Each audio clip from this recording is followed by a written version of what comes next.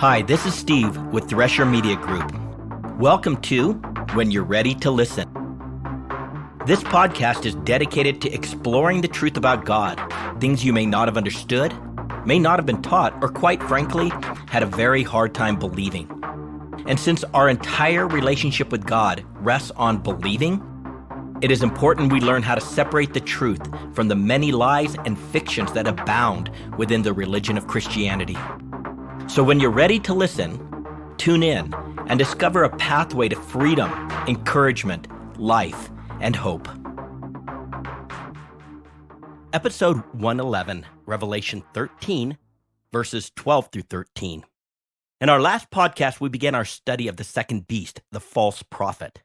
This is the demonic spirit that works through the institutions of mankind, bringing together a synchronicity of thought that will ultimately result in the peoples of the world worshiping the beast. The second beast comes across as a lamb, but he has the voice of a dragon. Joint authority, Revelation 13:12. He now exercises all the authority of the first beast in his presence. This starts an unbelievable and shocking use of the code where we find out that this second beast is even now doing all manner of unbelievable things. To start, he now exercises all the authority of the beast in his presence. As mentioned previously, we can see his activity all around us with the political, educational, media, big tech platforms just coalescing on a message supported by a twisted sense of personal goodness, syncretism, and inclusiveness, where all are demanded to follow the view of those with the prominent culture and progressive voice, and those who do not are vilified, nullified, marginalized, and canceled out. We learned that the dragon granted to the beast great authority, such that the beast took over the rule of the 7 heads and the 10 horns. Thus, the second beast has been given similar authority over the demonic infrastructure that will support the beast. Using more familiar terms, if the beast is the president, the second beast is the chief of staff, who commands the entire demonic infrastructure in accordance with the desires of the first beast. Moreover, he exercises this authority in the presence, or literally the face of the beast. This indicates that this second beast operates in complete unity with the beast, just as the Holy Spirit does with the Father and the Son. For all that the second beast does is managed or supervised, so to speak, by the first beast. Thus, there's no competitive dynamic in their relationship. Rather, the second beast is there to lift up, magnify, and glorify the beast. Thus, he utilizes this authority over the demonic infrastructure to secure power and control in the hands of the beast over the nations, structures of humanity, systems, and peoples of the world. And beyond control, he secures their worship, their undying loyalty. All about force. Revelation 13:12. He now makes the earth and those who are now dwelling in it to, in the future, worship the first beast whose deadly wound was caused to be healed. This demon, the second beast, is even now on the loose, and he makes or causes the earth, the systems, institutions, and structures of humanity, and those who are now dwelling in it, both the demonic spirits and those who have now made their abode in the world instead of in the heavens, to in the future worship the beast. In fact, every moment of our now, from times past till the present, this second beast has been prepping the world for the arrival of the beast. And that day, they will be forced to worship the beast.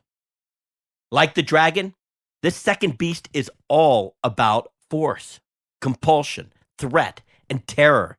He does not induce, he does not encourage, he does not suggest, rather he makes or causes.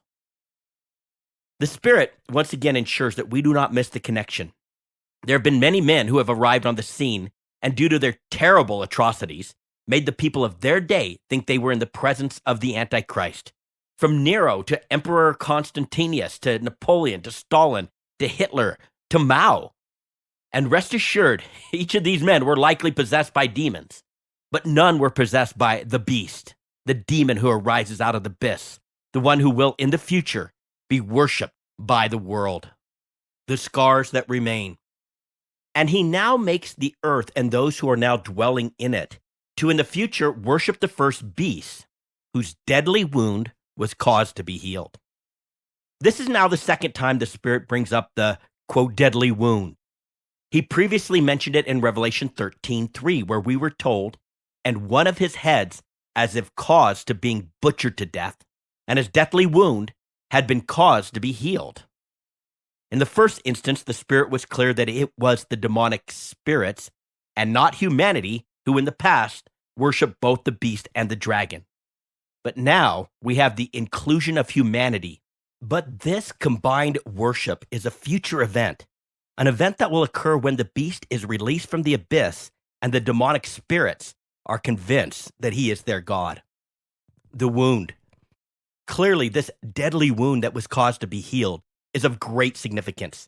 And the Spirit brings it up again in order that we do not become confused as to whom he is addressing. This deadly wound functions as a unique marker so that everyone knows he is addressing the beast, the demonic spirit who will be set free from the abyss. The king of the abyss, whose name is Destruction and Destroyer, the false Messiah who will return to the earth. The second beast functions as the beast's propaganda minister, a false prophet declaring lies. And he is very busy, but he is not the beast. And no other spirit who attempts to make his mark on this world is the beast, for only the beast uniquely bears the mark of the deadly wound that was caused to be healed. Why is this so significant? It all comes down to the importance of symbols. The beast will be worshipped as God. In fact, the false prophet ensures he is worshipped as God, as the Christ, the Messiah. From Revelation 12:3, we know that the whole earth, a reference to the demonic spirits who had been cast down to the earth, will wonder or be in a state of amazement because this beast has seemingly risen from the dead, and they worshipped both the beast and the dragon. They had believed that the beast was dead. They were never expecting the deadly wound to be healed. Remember, this wound was something terrible, as it was described using the language of a butchered animal. Thus, they also never expected the beast to rise from the dead, so to speak. And all of this is to complete the picture that the beast is the Messiah, the Christ, the one for whom the Jews and so many in the world have been waiting. It will be as if he is the second incarnation of Christ. The poser. We know from the Codex that after his resurrection, Jesus' body bore the scars of his crucifixion. In fact, he invited his disciples, those who were doubting he had risen in the flesh and thought he was a spirit, to reach out and touch the scars. You are commanded to see my hands and my feet, that it is now I, myself. And you are commanded to touch me and commanded to see, for a spirit does not now have flesh and bones, as you see that I now have. Jesus bore the scars in his resurrected body. He even went so far as telling Thomas, the doubter, you are commanded to now reach here with your finger and are commanded to see my hands. And now reach here your hand, and you are commanded to put it into my side. And do not choose to be unbelieving, but believing. And of course, in Revelation 5:6, we're shown a picture of Jesus as a lamb that had been slain. Literally, a lamb caused to being butchered. As such, Jesus bears the scars of death. The scars of death are a significant marker which identify the coming Messiah. When those who are of the earth, the demons, see the beast bearing just these scars of death, they will believe that he is their promised Savior who will rescue them from the wrath of the Lamb. Remember, these demonic spirits are those which Psalm chapter 2, verses 2-3 speaks about. The kings of the earth take their stand, and the rulers take counsel together against Yahweh and against his anointed Messiah, saying, let us tear their fetters apart and cast away their cords from us. They want to be set free from their despotic master, Yahweh Sabaoth, the Lord of heaven's armies. And with the prophetic deceptions that come forth from the dragon, with the sweeping of his tail, they full on expected the beast, the one who bears the scars of death, to be their resurrected Messiah who saves. It would be totally In the dragon's nature, by the way, that twisted serpent, to manipulate the word of God as he did with Eve in the garden, to sweep his tail of prophetic lies and distortion, to convince those who are now dwelling in the earth to believe that the following scriptures are fulfilled in the beast, their Messiah. Isaiah 52:13-15. Behold, my servant, quote, the beast, will prosper. He will be high and lifted up and greatly exalted, just as many were astonished at you, my people. So his appearance was marred more than any man, and his form more than the sons of man, due to the deathly wound. Thus he will sprinkle many nations, kings, and shut their mouths on account of him. For what had not been told them they will see, and what they had not heard they will understand. Isaiah 53:4-5. Yet we ourselves esteemed the beast, stricken, smitten of God, and afflicted. But he was pierced through for our transgressions. He was crushed for our iniquities. The chastening of our well-being fell upon him, and by his scourging we are healed, and we will have the victory. Humanity joins in worship, and he now makes the earth and those who are now dwelling in it to in the future worship the first beast, whose deadly wound was caused to be healed. In addition to the demonic spirits, it seems that humanity, at least a certain segment of humanity, is also looking for the scars that remain. The Spirit specifically includes them in the reference, those who are now dwelling in it, in the earth, that is, in the realm of the demonic spirits. It's hard to keep track of all these little distinctions. I get it. But we did touch on this before in Revelation 13:8, which gave us the understanding of the phrase, those who are now dwelling on the earth, or in this case, those who are now dwelling in it. This phrase specifically identifies this group as those whose name, singular, has not been caused to be written in the book of life of the Lamb. Later in Revelation 17:8, the Spirit expands on this identity and adds those whose name, again singular, has not been caused to be written in the book of life from the foundation of the world. This segment of humanity is identified by this one name. This is a specific reference to a segment of humanity that, according to Romans 9:22, describes those who have been fitted or prepared for destruction by their own choice and by the hand of God. As we learned, this reference to destruction is surprisingly a noun. It's not a verb. In other words, this group of people have literally prepared themselves for relationship with the beast, whose name in Greek is Apollyon, destroyer, and in Hebrew, Abaddon, destruction. The Spirit calls them vessels of wrath. This is the name which describes this whole lot who have made their abode in the earth, in the kingdom of darkness that is ruled by the demonic. This is the same group to whom we have referred to as the accursed. And this segment of humanity will, in the future, worship the first beast, whose deadly wound was caused to be healed. This just happens to be one of those times that the future tense is used in the book of Revelation. The supernatural great signs, Revelation 13:13-14. And he now performs great signs so that he even now might make fire now come down out of heaven to the earth in the sight of men. And he now deceives those who are now dwelling on the earth because of the signs which it was given him to perform in the sight of the beast. Now telling those who are now dwelling on the earth to make an image to the beast, who now has the wound of the sword and lived. From an end times narrative, the code is shocking. This passage is dominated by the Spirit's use of the present tense. This is happening even now, and it has been happening since the time of John. How bizarre is that? And he now performs great signs, so that he even now might make fire now come down out of heaven to the earth in the presence of men. And he now deceives those who are now dwelling on the earth because of the signs which it was given him to perform in the presence of the beast, now telling those who are now dwelling on the earth to make an image to the beast, who now has the wound of the sword and lived. How can this be true? How can the second beast be performing such great signs in the presence or in the sight of men? An even more salient question is, how have Christians come to miss it or not understand what is happening? Great signs. And he now performs great signs.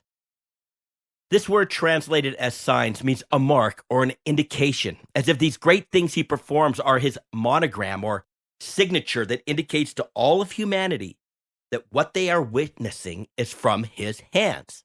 And since these are great or mega signs, what this second beast does must be so incredible, supernatural in form, that it captivates the attention of humanity.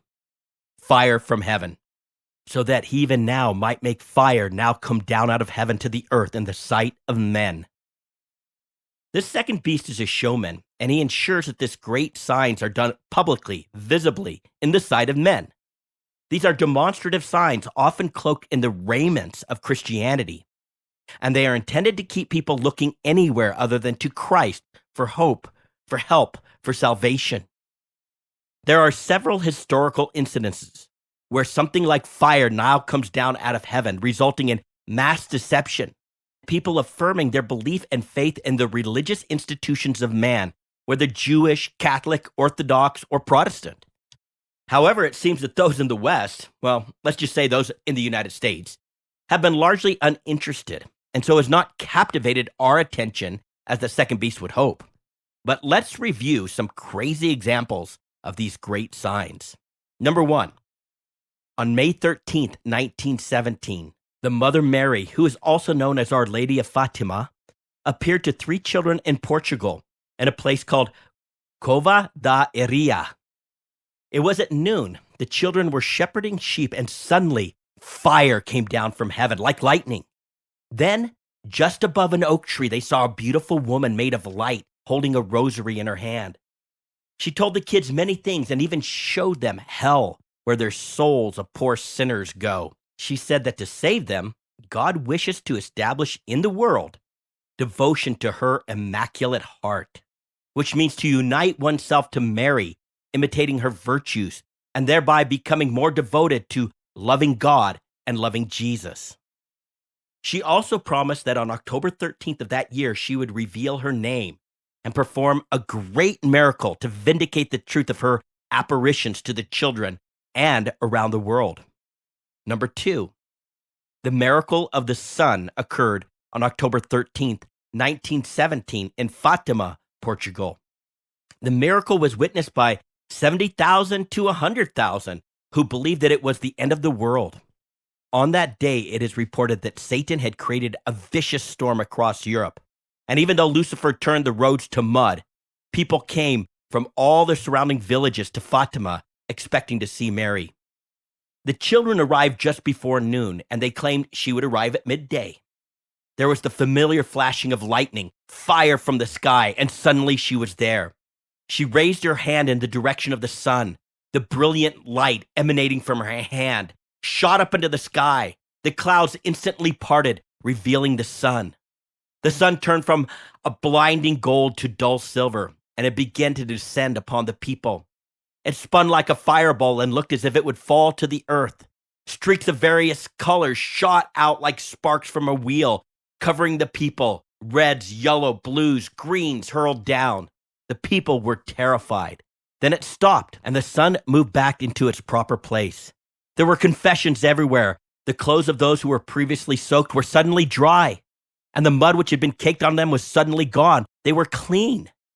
It is said that in this finale of heavenly apparitions, the Queen of Heaven, under the title of the Queen of the Rosary, catapulted into motion a movement which, though slow in the beginning, has encompassed the entire world in Marian devotion, as people have become completely enthralled by love for Mary. Number 3, you might want to download the transcript because there's some great images.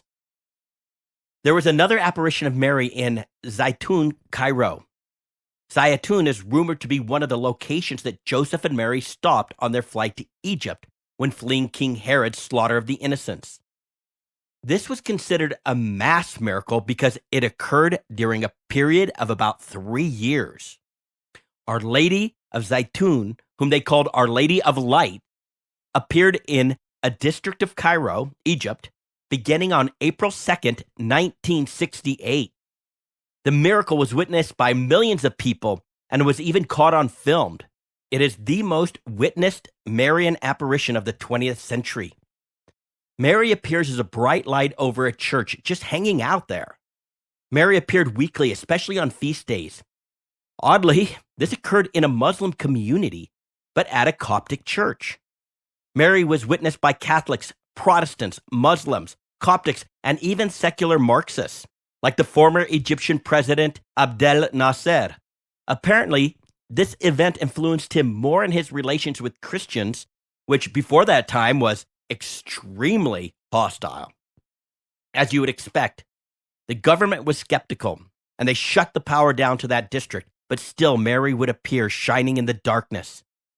In addition to the light of her brilliance, it was reported that large, luminous doves moved swiftly across the sky, and at times flying in formations of 2, 7, or 12, and in the shape of a cross. Incense, as from millions of censers, billowed up around her with a sweet fragrance. There were mysterious flashing lights, a canopy of shooting stars like a shower of diamonds made of light, as one witness recalled. Many miraculous healings occurred too, from blindness, polio, paralysis, cripples, cancer, and terminal illness. There was also spiritual conversions of Muslims and others to Christianity. Number 4, probably the most famous appearance of fire from heaven is the miracle of holy fire, connected with the Greek Orthodox Church. It is deemed to be the longest attended annual miracle in the Christian world. It has been continuously documented since 1106 AD. On the appointed day at noon, the Greek Orthodox Patriarch, followed by the Armenian Archbishop, march in a grand and solemn procession with their own clergies while singing hymns.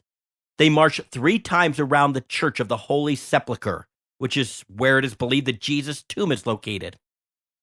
Once the procession has ended, the Orthodox Patriarch of Jerusalem, or another Orthodox Archbishop, recites a specific prayer, removes his robes, and enters alone into the sepulchre.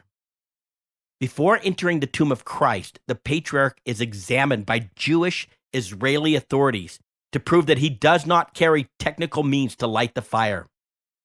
This investigation used to be carried out by the Muslim Turkish Ottoman soldiers. Armenian archbishops remain in the antechamber where the angel purportedly was sitting when he appeared to Mary after the resurrection of Jesus. The congregation of thousands subsequently chants, "Lord, have mercy," until the holy fire spontaneously appears while the Patriarch is alone inside the tomb chamber. He then lights his 33 white candles that are tied together. Patriarch then reveals himself from the tomb chamber and recites some prayers before he distributes the lit candles to the congregation. The flame is then passed from candle to candle and then placed in lanterns so that it can be spread far and wide. The fire is considered by believers to be the flame of the resurrection power, as well as the fire of the burning bush of Mount Sinai. Pilgrims claim the holy fire does not burn their hair, faces, clothes, or anything else during the first 33 minutes of its appearance. During this time, many of the attendees bathed their face and hands in the flame without being harmed. Various websites have recent videos claiming to show worshipers having prolonged contact with the flames without discomfort or damage to skin or hair. Other great signs. As far as other great signs done in the sight of men, there's a story of St. Joseph of Cupertino, who lived from 1603 to 1663. He is nicknamed the Flying Saint. It's recorded that he levitated over 70 times. His most famous flight occurred during a papal audience before Pope Urban XIII. He bent down to kiss the Pope's feet, and he was suddenly filled with reverence for the Pope and was lifted into the air, where he experienced ecstasies along with his flight. Then, of course, many have read recent accounts of people who have died and reportedly gone to heaven and seen Jesus and the amazing glories of heaven, even though their accounts provide details about heaven and about our future that is inconsistent with what has already been revealed in the Codex. There are modern miracles connected with the communion host. In one instance in Chirtakonam, India, the host suddenly transformed and bore the face of a man, of Christ with a crown of thorns. In Sokotra, Poland, the host was found to contain a bright red stain like a living particle of a body, and when studied by scientific experts, it turned out to be a piece of myocardial or heart tissue. This is believed to evidence the miracle of transubstantiation, where the communion host is believed to transform from a mere wafer into the literal body of Christ. There are many other great recorded signs in church history, such as the stigmatica, people who spontaneously have on their body the piercings of Christ. Bilocation, people who survive by eating only of the sacraments while refusing any food or water for extended periods of time without any negative impact on their health, and so on. Perhaps these are some of the ways that this second beast is already performing great signs in the sight of men. These stories are treated by many within the religion of Christianity as modern-day miracles and sources of hope and comfort. Great deception. And he now deceives those who are now dwelling on the earth because of the signs which it was given him to perform in the sight of the beast. Because of the great signs that he is allowed to work in the sight of humanity and in the sight of the beast, the second beast now deceives those who are now making their permanent abode on the earth. In this deception, he keeps people worshiping demons instead of Yahweh, for he keeps fixing their gaze on bright, shiny things, essentially anything other than the true work of Jesus Christ, where everything is experienced by grace through faith. For example, drawing from the prior examples, the Lady of Fatima, the Mother Mary, revealed to the children that her name is the Queen of Heaven. This is a name found in the Codex, for she was a god that was worshipped by the Jews as an act of spite and defiance to Yahweh. In fact, this name is ascribed to many female deities or quasi-deities throughout time, which had led masses into idolatrous worship. The Queen of Heaven has also been known as Ashtoreth or Astarte from the Canaanites, Ishtar from the Akkadians, Isis, Egyptians, Aphrodite, Greeks, Venus, Romans, and Diana, Asia Minor.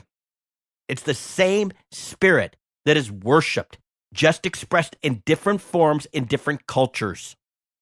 The title Queen of Heaven is applied to the mother of Jesus, derived in part from an ancient teaching that Mary, at the end of her earthly life, was bodily and spiritually assumed into heaven. And there she is honored as queen by the Trinity.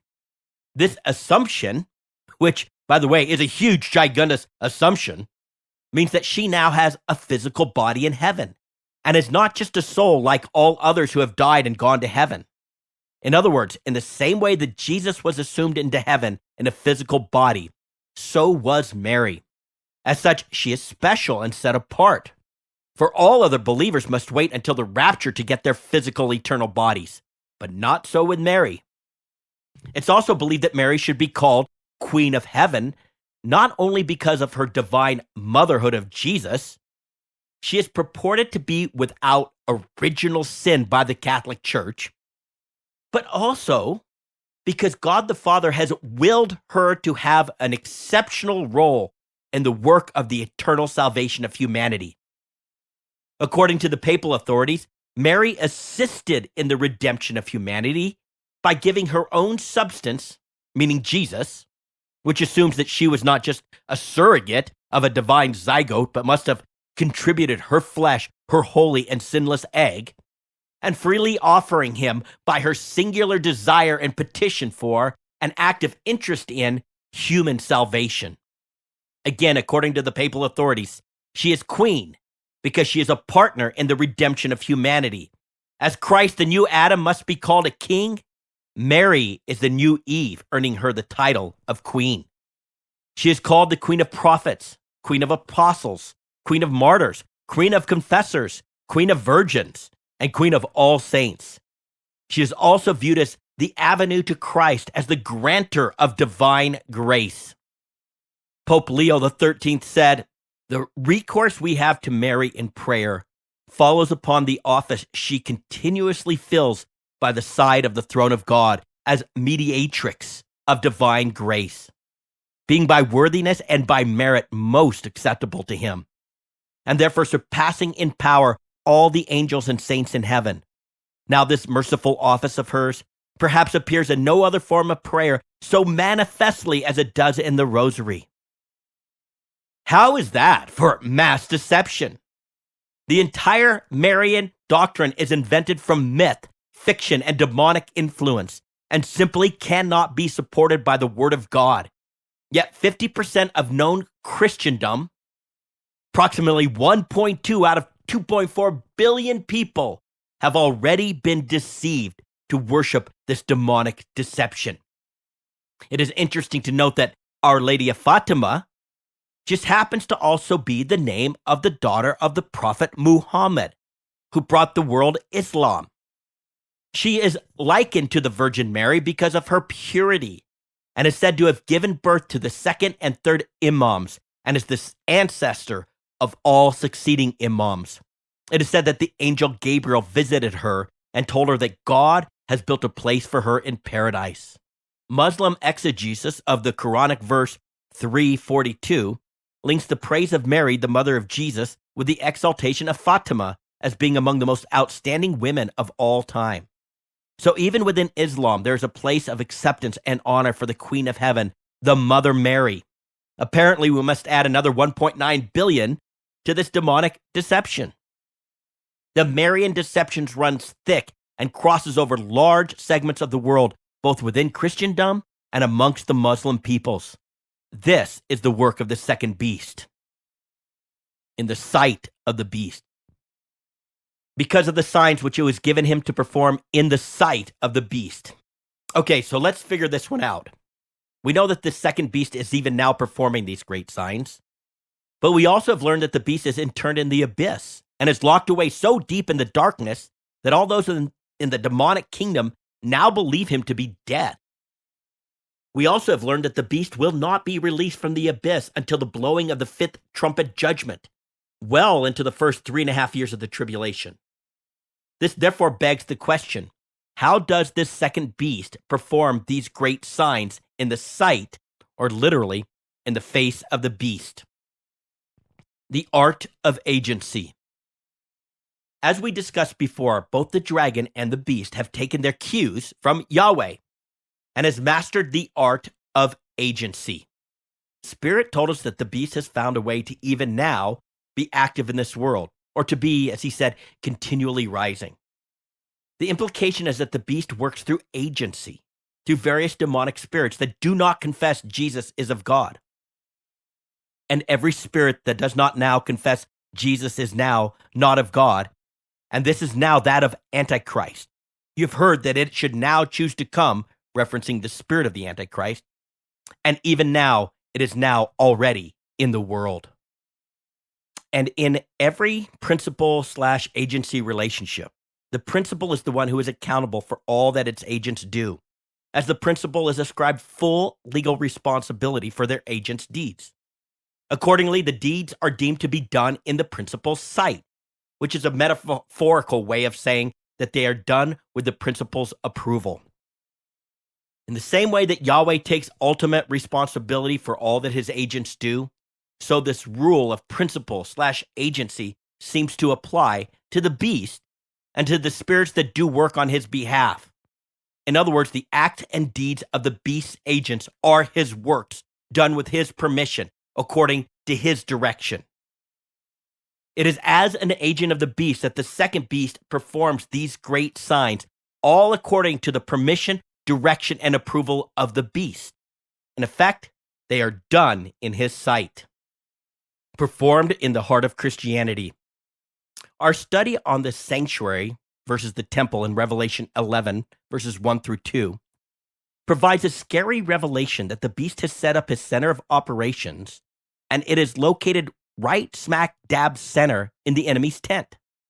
This is where his agents, including the second beast, do their best work. The Spirit has revealed that though the beast has yet to be revealed to humanity, he has taken his seat or his authority in the sanctuary of God, within the center of the religion of Christianity, declaring that he now is God, for his mystery of lawlessness is now already at work. All of this should be fairly evident in that he has provided us many forms of Jesus to believe in. Hence all the different denominations with varying views of what it means to follow God, to serve God, and to love God, each with a somewhat different Jesus. This is truly one of the second beast's most significant wonders. For now, the beast is restrained in terms of his appearance, but in his time, what restrains him will be removed and he will be revealed. But until that time that he is revealed, he will continue to work great signs in the midst of Christianity in an attempt to keep the peoples of God worshiping another Christ. Let's stop here and we'll pick up on our next podcast with more on the second beast, the false prophet. I'm glad you've tuned in and have been ready to listen. To get a free download of the full written transcript with all the scripture references footnoted, please go to threshermediagroup.com. That is THRESHER mediagroup.com. This is Steve with Thresher Media Group. When you're ready to listen, tune in.